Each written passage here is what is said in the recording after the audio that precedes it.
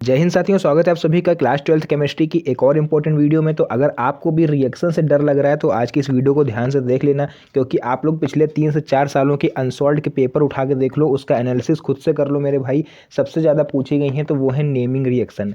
और आज इन्हीं 10 महत्वपूर्ण नेमिंग रिएक्शन को आज हम समझाने वाले हैं, और इस तरह से समझाएंगे कि सीधे आपके दिमाग में फिट हो जाएगा। एक बार इस वीडियो को थोड़ा सा ध्यान से अगर आपने ये 10-15-20 मिनट जो भी है अगर आपने पढ़ लिया तो आपको दोबारा इस रिएक्शन को पढ़ने की ज़रूरत भी नहीं पड़ेगी। तो चलिए अपनी वीडियो को स्टार्ट करते हैं और देखते हैं कि करके सभी इंपॉर्टेंट रिएक्शंस। तो यहाँ पर देखिए, पहली मेरी इंपॉर्टेंट रिएक्शन है वुड्स अभिक्रिया। वुड्स अभिक्रिया क्या होती है?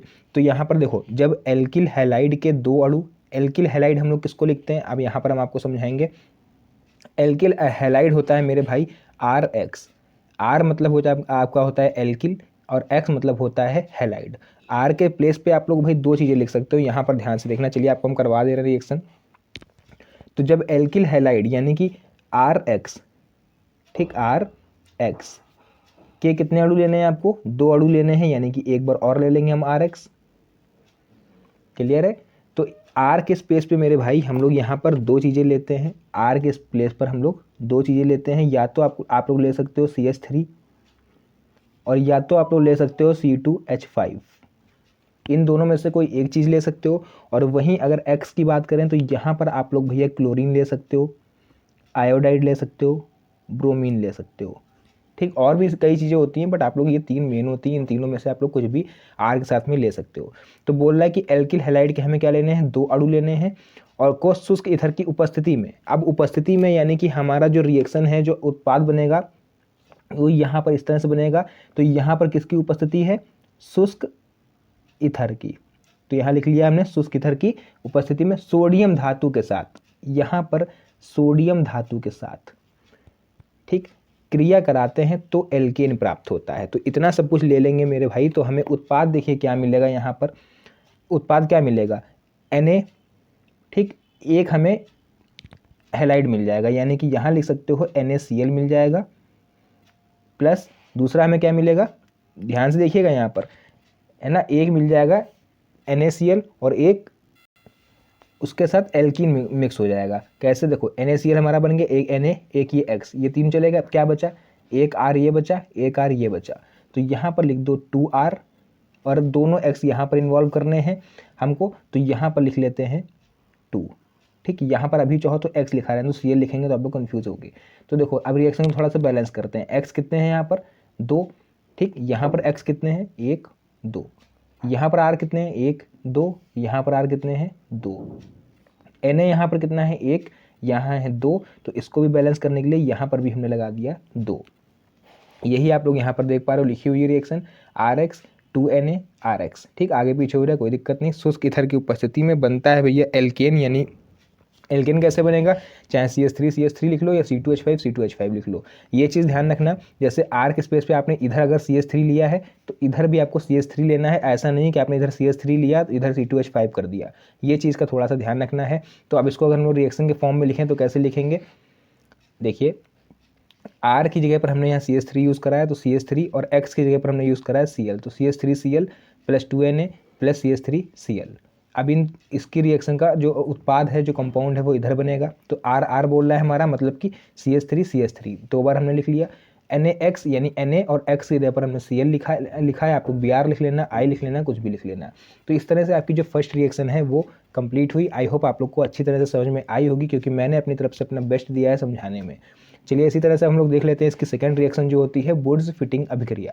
इसको भी कुछ इसी तरह से हम लोग समझेंगे। तो आप लोग मेरा साथ यार देना, वीडियो अच्छी लगी हो तो वीडियो को लाइक जरूर करिएगा और एक प्यारा सा कमेंट ज़रूर करिएगा, क्योंकि इससे क्या होता है कि एक मोटिवेशन मिलता है आप लोग के लिए ऐसी और वीडियोज़ बनाने का।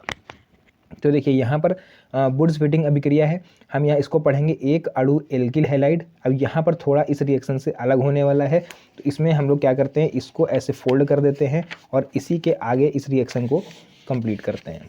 देखिए यहाँ पे बोला है एक अणु एल्किल हैलाइड व एक अणु एरिल हैलाइड। अब एल्किल हैलाइड अगर हमको लेना है तो एल्किल हैलाइड तो मेरा होता है RX, अभी हमने ऊपर लिया। साथ ही साथ एरिल हैलाइड कैसे लोगे? एरिल हैलाइड लोगे, एक बेंजीन रिंग आपको ऐसे बना लेनी है और यहाँ पर कहीं पर X लगा दोगे। तो ये जो बेंजीन बनी हमारी ये हो गई एरिल, और X जो बना ये हो गया हैलाइड। क्लियर? अब इसमें देखो आगे क्या करेंगे हम लोग, बोला है एक अणु एल्किल हैलाइड व एक अणु एरिल हैलाइड को ईथर की उपस्थिति में, यानी कि इधर उपस्थिति किसकी होगी, ईथर की उपस्थिति में सोडियम धातु के साथ, यानी कि यहाँ पर भी सोडियम धातु के साथ हमको रिएक्शन करानी है। भैया सब कुछ सेम रहता है, बस थोड़ा यहाँ बेंजीन रिंग के चक्कर में थोड़ा सा दिक्कत होती है बच्चों को, और कुछ नहीं। तो हमें अब उत्पाद क्या मिलेगा, तो देखो उत्पाद हमें सिंपल मिलेगा कि जो x है इसके प्लेस पर आ जाएगा r, यहाँ पर आ जाएगा मेरे भाई r। कैसे आएगा वो भी मैं आपको आगे समझाएंगे अभी। अब r चला गया यहाँ, तो क्या बचा, x बचा और ये x बचा, ये कहाँ पर आ जाएगा प्लस, इधर लिख लो Na(x), ये आपको दिख भी गया होगा यहाँ पर। अब इसको थोड़ा सा पहले बैलेंस करते हैं। इधर r कितने हैं, 1, इधर r कितना है 1, इधर x कितने हैं 2, 1 और 2, इधर x कितने हैं 1। तो इसको बैलेंस कर लेंगे, 2 लगा देंगे। अब देखो 2 लगा दिया तो Na(x) तो बैलेंस हो गया, बट यहाँ पर Na कितने होंगे 2, और यहाँ पर Na कितना है 1, तो यहाँ भी हम 2 लगा देंगे ताकि ये भी हमारा क्या है बैलेंस हो जाए। तो ये आप लोग चेक कर सकते हो, Rx एरिल हैलाइड था, Na लिया था हमने इथर की उपस्थिति में, इधर RNaX। क्लियर हो गया। अब इसको हम लोग लिख लेते हैं एक्चुअल कंपाउंड के रूप में। वो कैसे लिखेंगे, तो आप लोग देख सकते हो हमने फिर से यहाँ पर R के स्पेस पे यूज़ करा है CH3 और X के स्पेस पर Cl। ये बहुत ही ज़्यादा फेमस होता है, इस वजह से हमने यहाँ पर यूज़ करा है। C2H5 अगर आप लोग ले लोगे तब भी सही है, कुछ भी ले सकते हो, हमने आपको स्टार्टिंग में ही बताया। तो यहाँ CH3Cl यूज़ करा है फिलहाल हमने।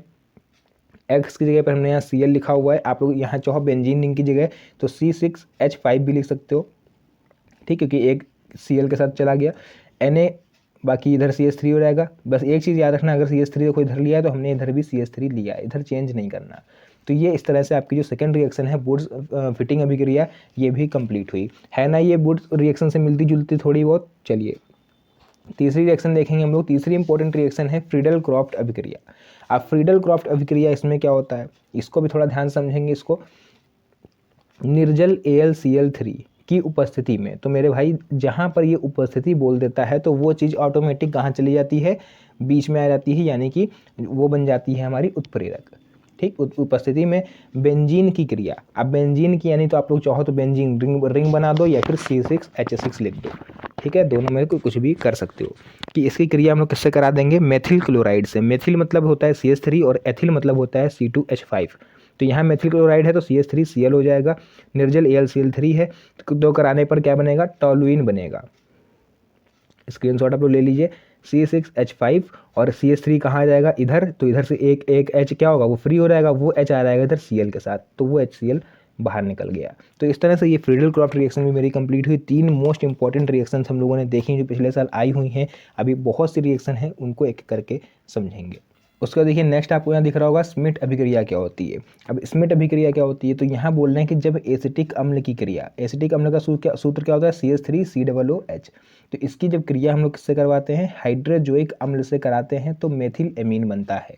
हाइड्रोजोइक अम्ल क्या होता है, N3H। अब बनेगा क्या इससे, मेथिल एमीन। कैसे बनेगा, CH3COOH एसिटिक अम्ल, N3H यानी कि हाइड्रोजोइक अम्ल, तो CH3 और NH2 चला जाएगा।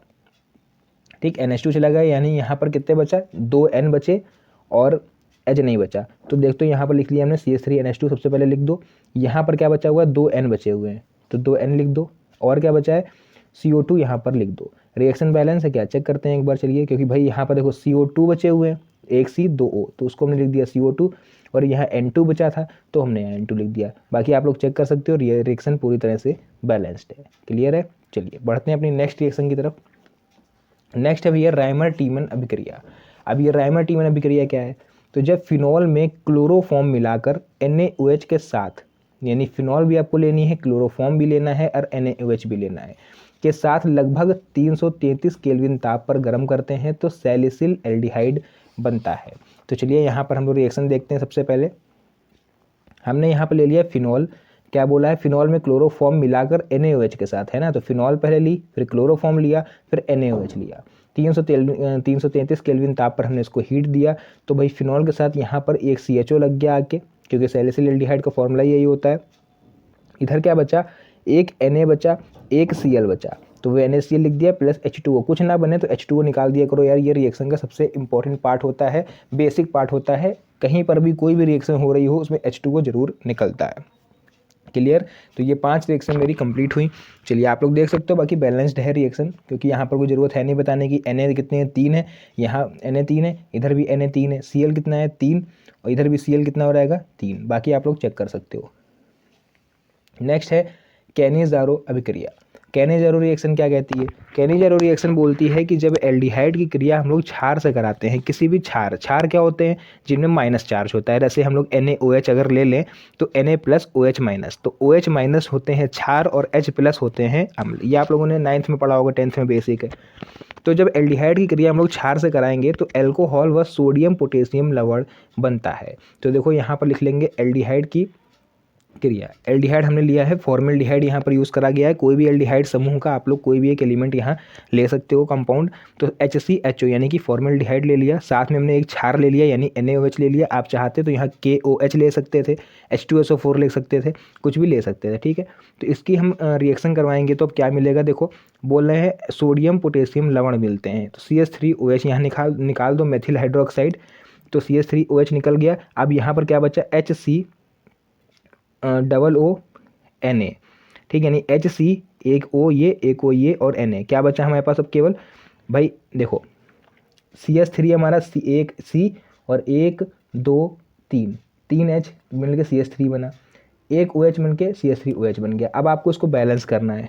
यहाँ पर हाइड्रोजन कितने हैं, तो 2 2 4 और 1 5। इधर कितने हो जाएंगे, 1 2 और 3 5। इधर C कितना है 1 2, इधर कितने हैं आपके 2C, ठीक। ऑक्सीजन देख लो यहाँ पर O कितने हैं 2 और 1 3, इधर कितने हैं 2 और 1 3। बाकी पूरी रिएक्शन बैलेंस्ड है, आप लोग इसका स्क्रीनशॉट वगैरह ले लीजिए। बढ़ते हैं हम लोग नेक्स्ट क्वेश्चन की तरफ। नेक्स्ट है मेरे भाई विलियमसन संश्लेषण अभिक्रिया। अब ये विलियमसन संश्लेषण अभिक्रिया क्या होती है, तो जब एल्कोक्साइड को एल्किल हैलाइड के साथ गर्म करते हैं। देखो यार, सबसे बेसिक चीज़ होती है कि हम लोग को केमिस्ट्री में फॉर्मूला ही नहीं पता होता है कई बच्चों को, कि सर इधर का अगर हमको पता चल जाए तो इधर का तो हम कुछ ना कुछ बना ही देंगे। सबसे बड़ी परेशानी ये होती है कि बच्चों को इसका फॉर्मूला नहीं पता होता है कि एल्डिहाइड कह रहा है तो एल्डिहाइड का फॉर्मूला क्या होगा। जैसे यहाँ एल्कोक्साइड बोल दिया तो एल्कोक्साइड का कुछ लोग को फॉर्मूला नहीं पता होगा, 100 में से कम 80 बच्चों को। तो इस वजह से यार रिएक्शन से बच्चे घबराते हैं कि सर हमसे रिएक्शन नहीं हो रही है। तो अगर एग्जाम में उनको किसी तरह से इधर का पता चल जाए तो मुझे ये पूरा विश्वास है कि वो लोग इधर का कुछ ना कुछ करके बना ही देंगे।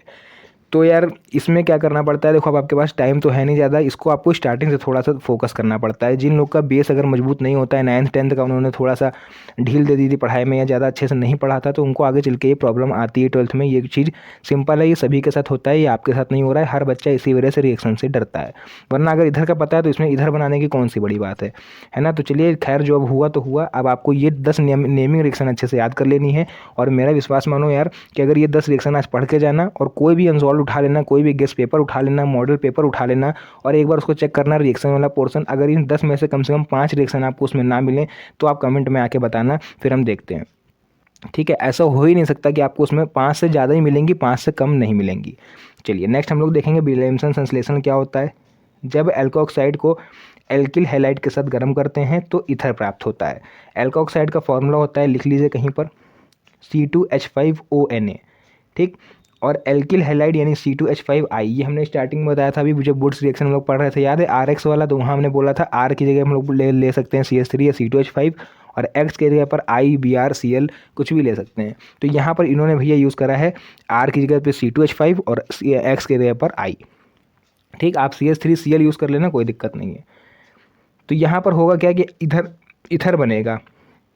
कैसे इथर बनेगा, लेकिन यहाँ पर सॉरी एक सेकंड, यहाँ कुछ भी नहीं ले सकते हो आप लोग, क्योंकि यहाँ C2H5 पहले से है, तो आपको इधर C2H5 ही लेना पड़ेगा R के स्पेस पे, तभी तो इथर बनेगा। वरना अगर इधर C2H5 होगा, इधर CH3 होगा, तो कहाँ से इथर बन जाएगा। तो देखो C2H5O C2H5 इतना लिख दिया, क्या बचा, Na बचा, I बचा, वो हो गया अलग, और आपकी रिएक्शन हो गई कंप्लीट। था कुछ इसमें कठिन, कुछ ऐसा था जो आपको डरा दे। चलिए बढ़ते हैं हम लोग अपने नेक्स्ट 8 रिएक्शन पर, देख रहे हैं 8वीं रिएक्शन कौन सी है।